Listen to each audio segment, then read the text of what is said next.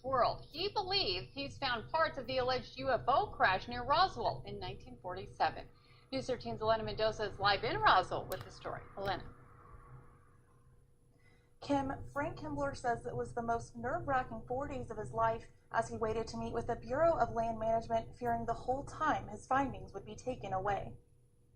Some of it could be trash, camper trash, things like that, but some of it could be interesting. Geologist Frank Kimbler distinctly remembers the moment he discovered debris from the suspected 1947 UFO crash site. And I started looking around all over the place, looking to see if the helicopters were going to fly over, and because you get paranoid when you read the stories about Roswell and what's happened to people that have come forward with stuff. Over the past 8 years, Kimbler has dedicated himself to finding physical proof of the UFO.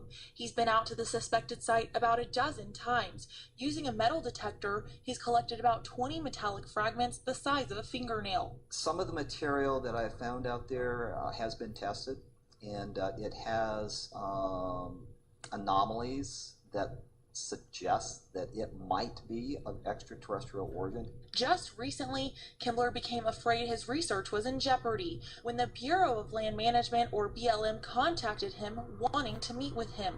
Kimbler says he was positive he was just a test away from discovering the truth. When the BLM called, he became a little paranoid and even removed his findings from the International UFO Museum in Roswell. I said, sure, about had a heart attack. She couldn't see my reaction. I'm going, oh, they're going to arrest me. They're going to confiscate this material. And I always thought that I was within my legal rights as a citizen of the United States to go out and metal detect. Much to his relief, that wasn't the case. It had a happy ending. I got clarification on the rules and regulations from the BLM, and there was no confiscation of materials.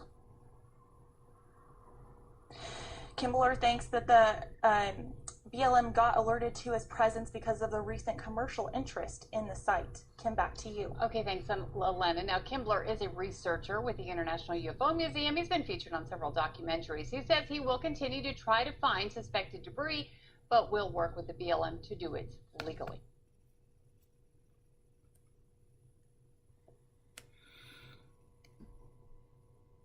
Interesting news coming out of New Mexico. What do you think? Do you think the researcher has found proof that an extraterrestrial craft did indeed crash in Roswell, New Mexico? I certainly believe so, and so do a lot of people. But has someone finally found proof to back this claim up that a UFO did crash in Roswell in 1947?